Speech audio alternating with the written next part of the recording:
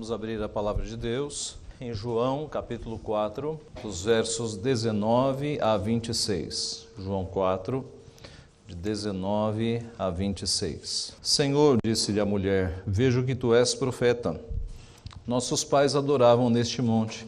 Vós, entretanto, dizeis que em Jerusalém é o lugar em que se deve adorar.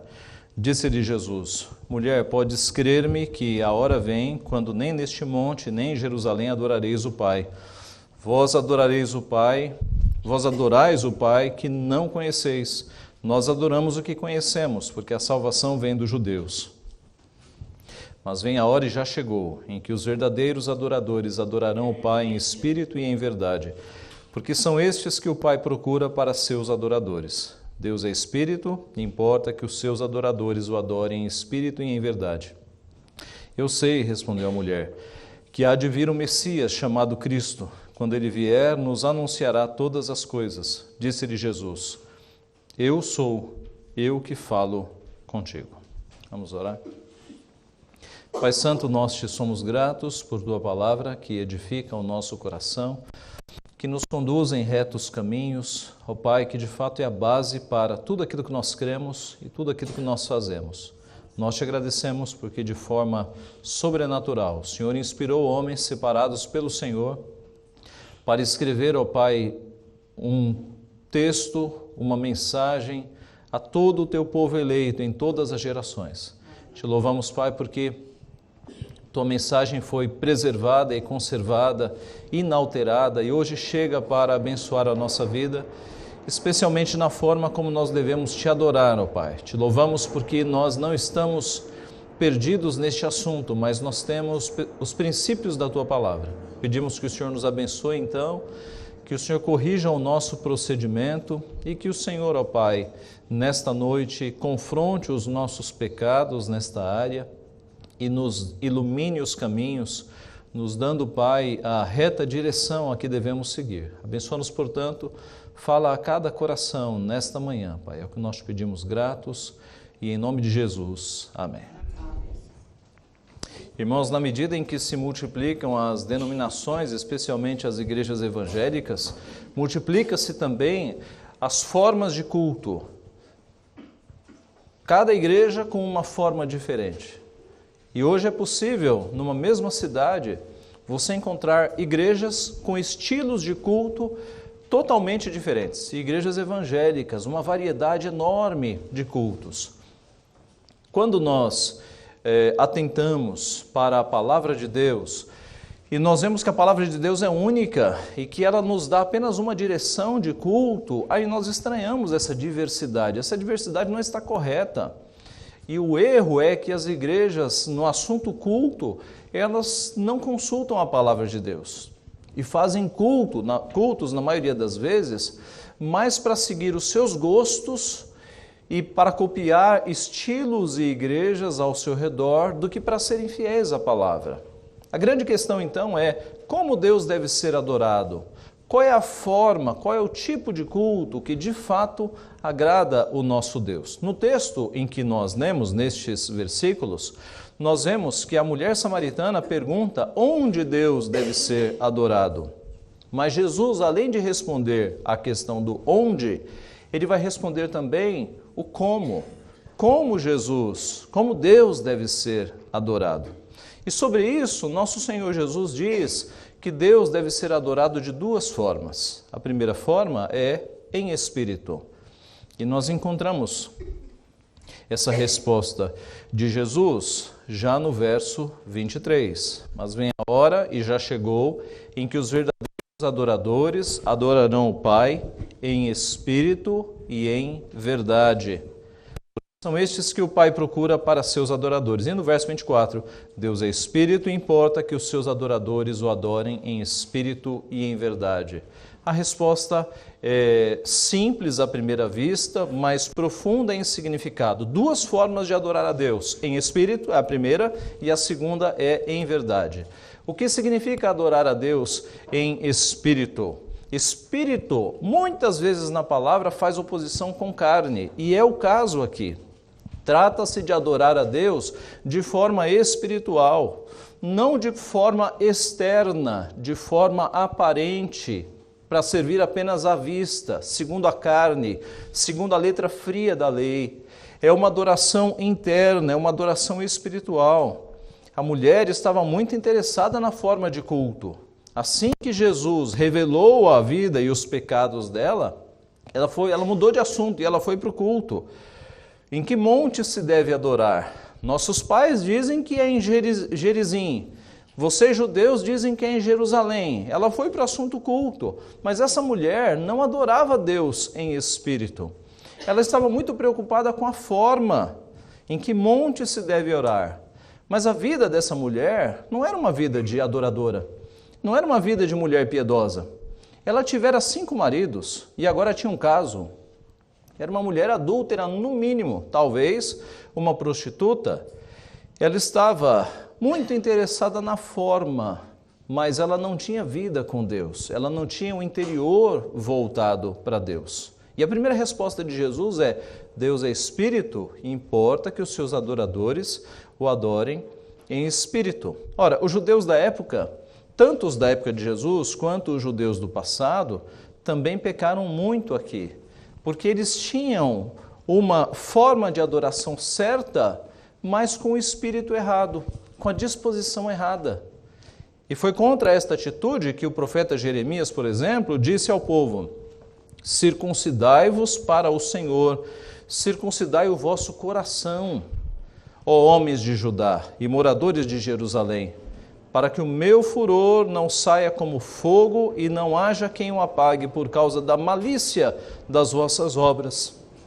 Jeremias 4:4. O que é circuncidar o coração? É uma repreensão de Deus àqueles homens que praticavam a circuncisão direitinho no 8º dia, mas o seu coração não estava puro. Eles tinham uma religiosidade externa apenas. Eles não adoravam em espírito, eles não adoravam com a disposição interior. E é por isso que o profeta diz: circuncidai o vosso coração. Circuncidar a carne é fácil, mas eu quero circuncisão de coração. Foi nessa mesma linha que o profeta Isaías advertiu o povo de Judá. Isaías falando em nome de Deus, boca do Senhor: de que me serve a multidão de vossos sacrifícios, diz o Senhor. Estou farto dos holocaustos de carneiros e da gordura de animais cevados, e não me agrado do sangue de novilhos, nem de cordeiros, nem de bodes. Quando vindes para comparecer perante mim, quem vos requereu só pisardes nos meus átrios? Não continueis a trazer ofertas vãs. O incenso é para mim abominação, e também as festas da lua nova, os sábados, a convocação das congregações. Não posso suportar iniquidade associada ao ajuntamento solene. As vossas festas de lua nova e as vossas solenidades, a minha alma as aborrece. Já me são pesadas, estou cansado de as sofrer. Pelo que, quando estendeis as mãos, escondo de vós os olhos. Sim, quando multiplicais as vossas orações, não as ouço, porque as vossas mãos estão cheias de sangue. Lavai-vos, purificai-vos, tirai a maldade dos vossos atos diante dos meus olhos, cessai de fazer o mal, aprendei a fazer o bem, atendei à justiça, repreendei ao opressor, defendei o direito do órfão, pleiteai a causa das viúvas. O povo estava fazendo os seus sacrifícios todos os dias, sacrificando animais de todos os tipos, queimando incenso, fazendo celebrações, festas de lua nova, tudo o que era requerido na lei o povo estava fazendo. E qual era a reação de Deus? Ele estava escondendo os seus olhos, ele não aguentava mais ouvir, ele abominava aquela religiosidade, porque era uma religiosidade externa. Eles estavam fazendo aquilo no automático, eles não tinham vida com Deus. E é por isso que a repreensão do profeta, boca do Senhor, é: parem de fazer o mal, comecem a fazer o bem, tirem a maldade dos vossos atos. As mãos de vocês estão cheias de sangue. O que vocês estão fazendo aqui na minha casa? Vão se consertar primeiro, antes de vir oferecer culto aqui. Os irmãos percebem? A adoração em espírito é uma adoração que deixa de ser mecânica. em que você vem na igreja todo domingo, mas durante a semana você vive como um ímpio, porque você não coloca o coração nas coisas do Senhor. Foi contra este tipo de pecado, correto apenas na aparência, mas não no espírito, que Jesus condenou os fariseus. Ai de escribas e fariseus, hipócritas, porque dais o dízimo da hortelã e do endro e do cominho, e tendes negligenciado os preceitos mais importantes da lei, a justiça, a misericórdia e a fé. Devíeis, porém, fazer estas coisas sem omitir aquelas. Guias cegos, que coais o mosquito e engolis o camelo. Ai de vós, escribas e fariseus, hipócritas, porque limpais o exterior do copo e do prato, mas estes por dentro estão cheios de rapina e intemperança. Fariseu cego, limpa primeiro o interior do copo, para que também o seu exterior fique limpo. Ai de vós, escribas e fariseus hipócritas, porque sois semelhantes aos sepulcros caiados, que por fora se mostram belos, mas interiormente estão cheios de ossos de mortos e de toda imundícia. Assim também vós exteriormente pareceis justos aos homens, mas por dentro estão cheios de hipocrisia e de iniquidade. Foi contra este pecado que nosso Senhor Jesus Cristo, citando Isaías 29:13, disse: Este povo honra-me com os lábios, mas o seu coração está longe de mim. Irmãos, a mulher samaritana precisava aprender a adorar em espírito. Ela tinha interesse pela forma de adoração. Em que monte nós devemos adorar? Mas a sua vida de adúltera, a sua vida de prostituta, ela mostrava que ela não tinha religião alguma, não tinha disposição interior em buscar ao Senhor. Este é o primeiro modo de Deus ser adorado, adoração em espírito. E o segundo modo é que Deus deve ser adorado em verdade. Deus deve ser adorado em verdade. Se o espírito aponta para a adoração interior, a adoração do coração, caráter interno, a adoração aponta para a forma, aponta para o exterior. A adoração em verdade aponta para o exterior, para o elemento externo. Aponta para a forma correta de se adorar a Deus. A mulher samaritana e os samaritanos todos não estavam adorando nem em espírito e muito menos em verdade. Porque a forma que eles adotaram de adoração, num monte diferente do que a palavra de Deus prescrevia, já colocava a adoração deles totalmente fora da prescrição bíblica. E foi isso o que nós vemos aqui no texto. No versículo 19, ao ter a sua vida revelada por aquele homem desconhecido, ela assumiu que ele era um homem de Deus, assumiu que ele era um profeta, porque apenas um profeta poderia ter adivinhado aquilo que Jesus descobriu, aquilo que Jesus revelou. Você já teve 5 maridos, e este que você está agora não é teu marido, 5 maridos em um caso. E aí ela vai para o assunto de maior polêmica entre judeus e samaritanos, qual é o lugar correto de adoração, Gerizim ou Jerusalém, e a resposta de Jesus vai mostrar que os judeus estavam corretos e os samaritanos estavam errados. Veja o verso 21 e 22. Disse-lhe Jesus: mulher, podes crer-me que a hora vem, quando nem neste monte, nem em Jerusalém adorareis o Pai.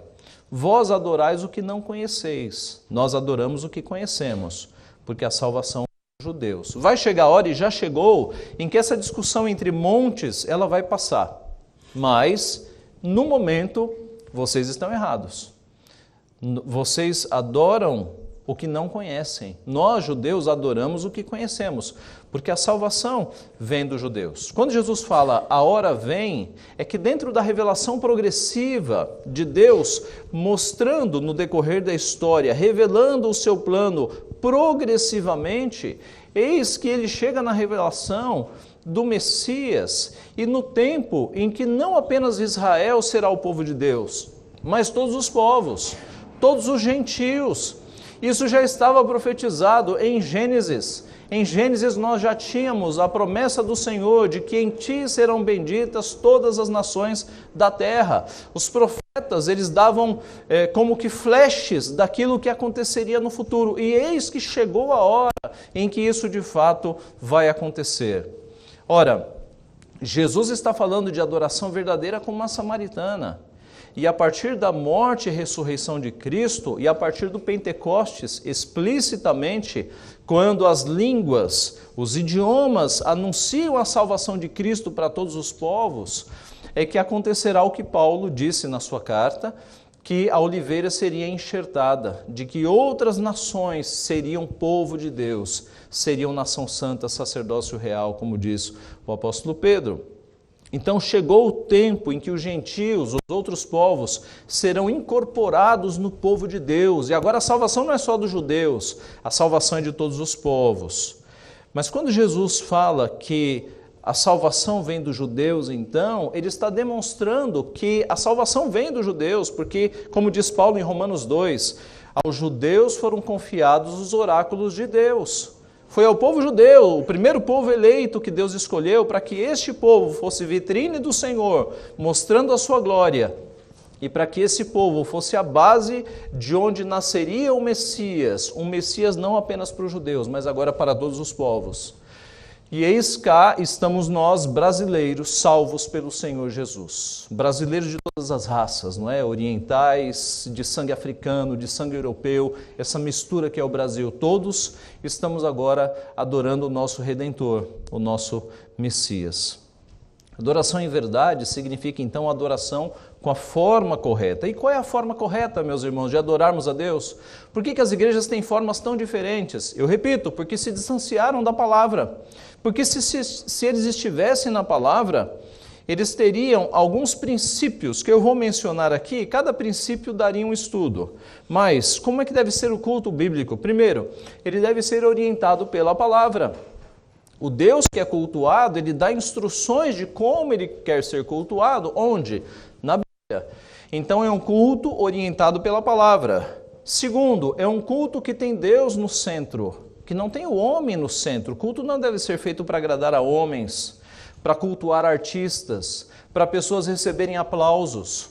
O culto deve ser feito para adorar a Deus. Se há alguém que brilha no culto, este alguém é Jesus Cristo. O culto é teocêntrico, ele é feito para Deus, para a glória de Deus. O culto é dialogal, você não vem no culto para assistir um culto, você veio para participar. Você canta, você ora, nós como povo, nós nos dirigimos a Deus e Deus se dirige a nós. Há um diálogo entre o povo e o seu Deus, entre a noiva e o noivo, entre o corpo e o cabeça, é um culto dialogal. O culto bíblico é um culto simples, porque o culto sofisticado ficou no Antigo Testamento.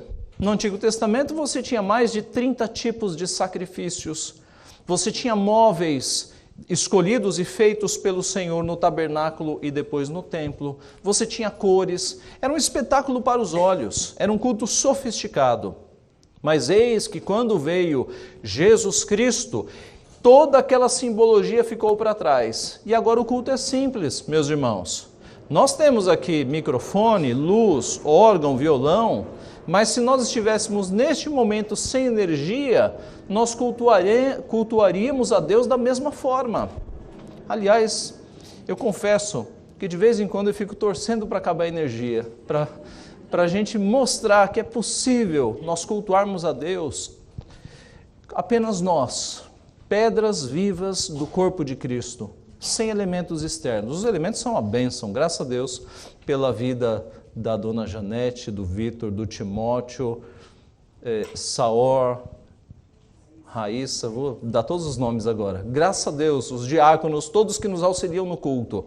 Mas, se nós não tivéssemos energia, nós cultuaríamos a Deus da mesma forma, porque o culto neotestamentário é um culto simples.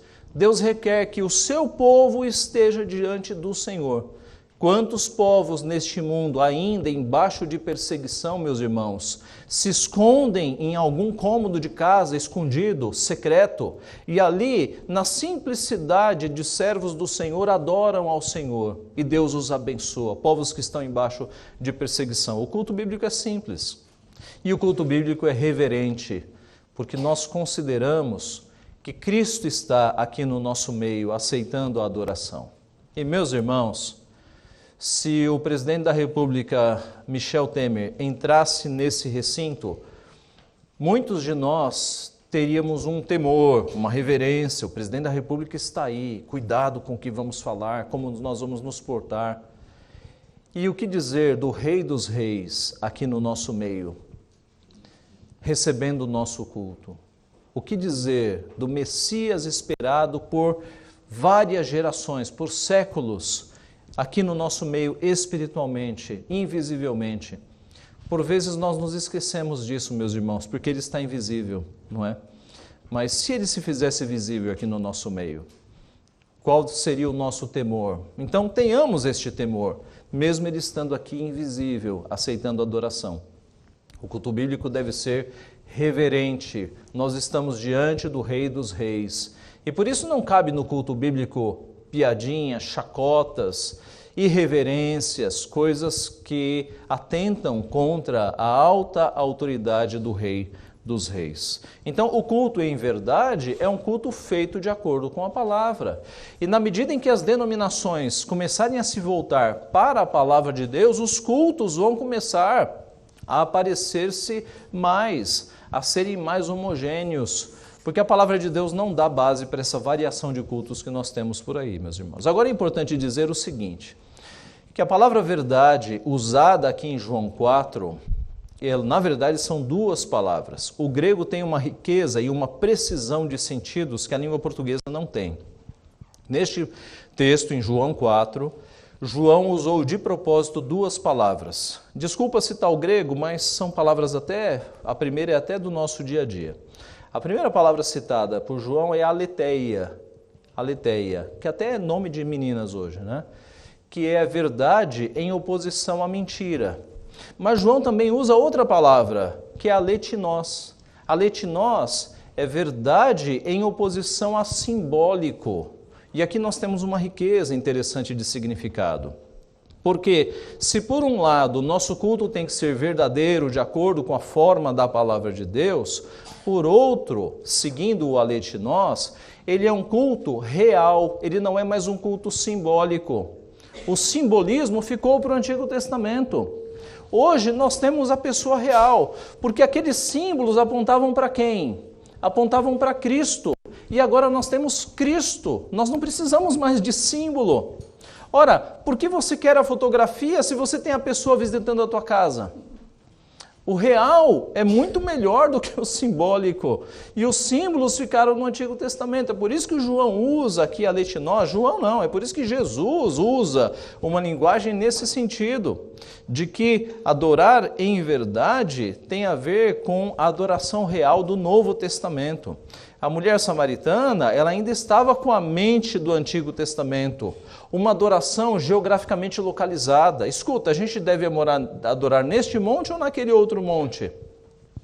Aquela mente de adoração por sacrifícios, ritos e símbolos. Mas Jesus mostra que chegou a hora em que esta adoração mudará. Haverá um estágio novo na adoração.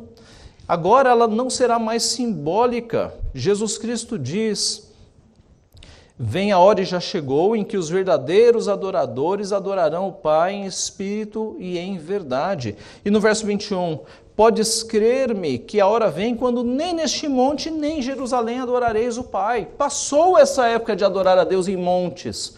Agora, com os povos tornando-se povo de Deus, a adoração ela será universal. Ela não terá mais localização geográfica, ela será em espírito e em verdade.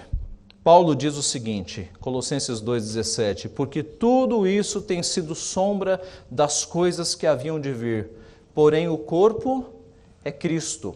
Então nós temos no Antigo Testamento as sombras e aqui nós temos o corpo. E a melhor imagem que eu tenho é a seguinte, Jesus Cristo em pé, fazendo com que a sua sombra esteja no Antigo Testamento. E o povo do Antigo Testamento viu apenas sombras. Ora, a sombra tem um formato, não tem? Não tem detalhes, mas tem um formato. O povo do Antigo Testamento estava no rumo. Os sacrifícios apontavam para Cristo. O templo apontava para Cristo. Lembra que Cristo falou, eu derrubo este templo e o reconstruo em 3 dias? Ele estava se referindo ao seu corpo, mas numa conexão com o templo. Então a sombra, ela se direcionava, ela se projetava para o Antigo Testamento. Mas eis que na linha do tempo nós não estamos mais lá, nós estamos aqui. E a mulher samaritana está falando justamente com o Messias. Que privilégio ela teve. E não é à toa, meus irmãos, que essa conversa vai terminar com Jesus mostrando: eu sou o Messias, eu que falo contigo, eu não sou um profeta. Ela achou que ele era um mero profeta, mas ele, no final da conversa, ele se revela àquela mulher como o próprio Messias. Veja o verso 25. Eu sei, respondeu a mulher, que há de vir o Messias chamado Cristo. Quando ele vier, nos anunciará todas essas coisas. E Jesus termina dizendo: eu sou, eu que falo contigo. Eu sou o Messias. Muito prazer, só faltou dizer isso. Mas quando Jesus fala, eu sou, meus irmãos, isso é carregado de significado. Porque o eu sou era a forma de Deus se identificar no passado. Eu sou. A palavra Jeová ou Yahvé significa eu sou. Então, quando Jesus diz eu sou, ele está se revelando como o Messias, o ungido, mas como Deus. Mulher, eis que chegou a hora em que eu, Messias, Deus, estou aqui. E não preciso mais de símbolos. Agora você me adora em verdade, em realidade. Irmãos, concluindo, diante desta grande diversidade de cultos que nós temos na nossa cidade, no nosso país e no mundo, qual é o tipo de culto que agrada a Deus? Nós vimos nesta manhã que Deus deve ser adorado em espírito, com a disposição correta, não apenas com externalidades, não apenas um culto mecânico em que você entra na igreja e segue uma liturgia, mas o teu coração não está aqui, está em outros lugares. Não apenas um culto em que você vem todo domingo, mas durante a semana você não cultua, mas um culto de fato com o coração no Senhor. E nós vimos também que a forma é importante, deve ser um culto de acordo com a palavra. E agora algumas aplicações desses ensinos. Primeiro para as crianças.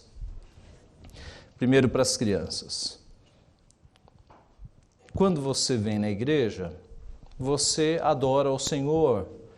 E é bom que você pense em Deus, pense em Cristo. Anote o sermão, mas não faça isso mecanicamente. Você saiba que Deus está falando com você. Mas quando você sai da igreja, você deve continuar pensando em Deus. Essa semana, um garoto de 5 anos, a mãe me contou, a mãe o pegou parando a brincadeira no balanço para orar. E ele não sabia que a mãe estava perto. E ele nem viu que a mãe estava, mas ele estava balançando, de repente ele parou o balanço e fez uma oração pelos seus amiguinhos, pela sua professora, naturalmente, sem ninguém. E a mãe estava escondida, ficou e depois me relatou. Então é isso, crianças. Você não tem que orar a Deus apenas no domingo. Durante a semana, um amiguinho ficou doente na escola, ore por ele. Vai ter uma prova difícil? Ore por isso, para que Deus te abençoe na prova. Ore pelo teu pai e a tua mãe, que eventualmente estão brigando muito. Ore pelo seu tio, pela sua tia, que eventualmente estão desempregados. Ore por aquelas pessoas que você conhece, amiguinhos ou pais de amiguinhos, que estão doentes. Você não é crente, criança, só aqui na igreja. Você é crente durante a semana. Adolescentes, agora, vocês estão numa fase belíssima, mas uma fase com muitas tentações. Hoje a internet é uma armadilha, tem muita coisa ruim na internet, fuja dessas coisas.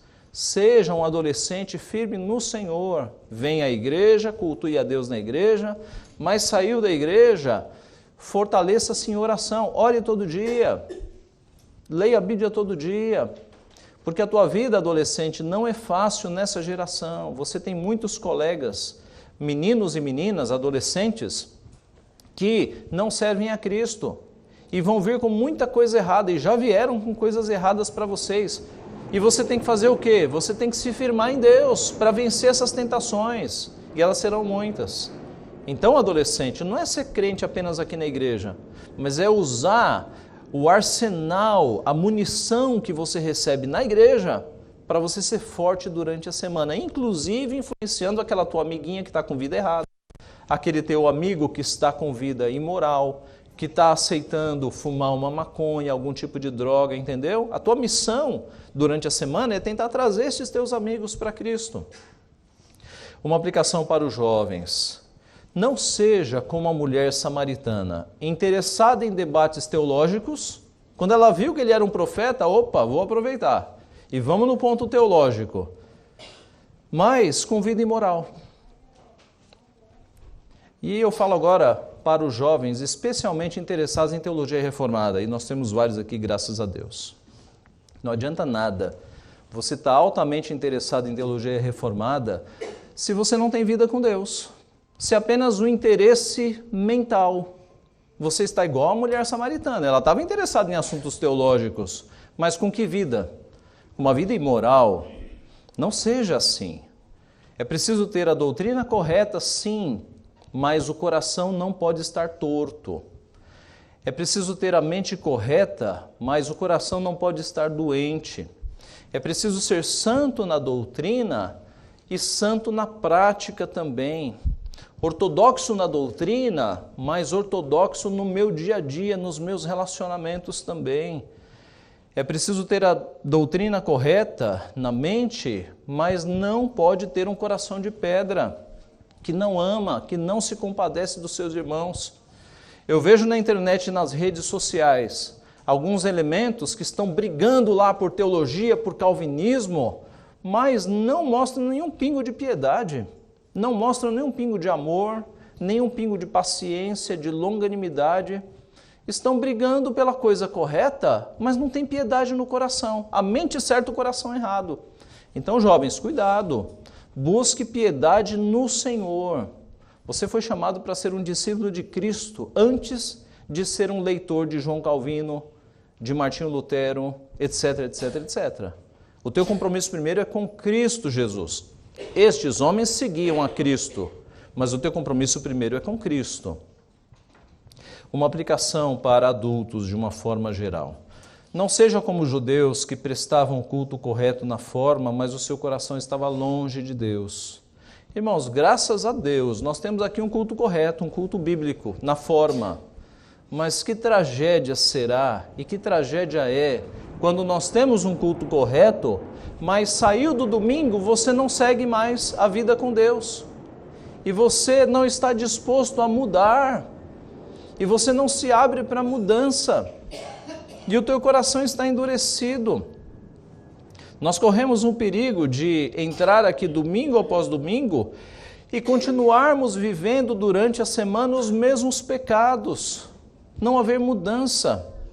O perigo de você não ouvir a palavra de Deus para ela mudar o teu coração. O perigo de você não aceitar mudanças na tua vida. E sabe qual é o problema? O problema é que você pode, então, estar passando a vida inteira na igreja, domingo após domingo, e a tua vida não muda. E por que não muda? Não é culpa de Deus. A culpa é tua, porque você não quer mudança. Você não ouve os mandamentos de Deus. Você não retira o pecado da tua vida. Você continua mentindo, você continua fofocando, você continua sem ler a Bíblia, você continua sem buscar a Deus em oração, você continua com pecado sexual na tua vida. Então não adianta você estar todo domingo aqui, se durante a semana você não se permite mudança, você não muda, você não obedece ao Senhor, a tua vida vai continuar mais 20 anos nessa draga, desculpe, enquanto você não ouvir a voz do Senhor e começar a mudar a tua vida durante a semana. Irmãos, não adianta nada vir domingo na igreja, cantar, louvar, receber todo o ensino e de segunda a sábado viver como que se nada tivesse sido falado. Apenas uma catarse você vem fazer aqui no domingo, né? Um desabafo. Não vai mudar. E não coloque a culpa em Deus. Se você não se abrir para a mudança, se você não começar a obedecer a Deus, abandonar a mentira, abandonar a fofoca, abandonar as coisas erradas no teu trabalho, abandonar o seu pecado de estimação, possivelmente sexual, abandonar as coisas erradas na tua vida e mais do que isso, fazer as coisas positivas do Evangelho, amar o próximo como a ti mesmo, atender o órfão, praticar as graças ativas do Evangelho, o fruto do Espírito, o amor, a bondade, a benignidade, a longanimidade, a paciência. Se você não coloca essas coisas em práticas durante a semana, você está igual a mulher samaritana, igual aos judeus, que vinham no domingo, prestavam um culto, mas durante a semana viviam como se nada tivesse acontecido. Não reclame da tua vida se vai tudo mal há anos, porque se você não parar de pecar, se você não decidir mudança de vida e obedecer a Deus, vai continuar assim. Busque santificação, busque consagração. Deus vai te ajudar a mudar a sua vida. A partir do momento que você deixar o orgulho de lado e falar, não, vamos mudar. Todos os dias eu vou ler a Bíblia, eu vou orar e eu vou ter mudança na minha vida. Eu vou deixar os pecados, eu vou deixar os meus pecados, eu vou lutar contra os meus pecados. Aí você vai começar a ver mudança na sua vida. Não tenha dúvida quanto a isso. Deus abençoa aqueles que se aproximam dele querendo mudar e Deus os ajuda a mudar. Isso se chama santificação. Terceira aplicação, não seja como os samaritanos que adoravam a Deus de forma errada. Hoje você está numa igreja que, graças a Deus, méritos a Deus, a adoração é correta. Mas, e se amanhã o pastor sair daqui, os presbíteros morrerem e tudo mudar? E vier um maluco aqui com um culto, com pirotecnias, entretenimento, etc, etc. Vocês vão aceitar isso? É muito mais fácil aceitar o erro do que a verdade, sabia? Entretenimento gospel é muito agradável para a maioria dos evangélicos, mas você não pode aceitar isso. Ou se você se mudar dessa igreja, se você tiver que morar em outra cidade, que tipo de igreja você vai procurar? A maior igreja, que tem estacionamento? A igreja que tem mais música, que tem mais entretenimento?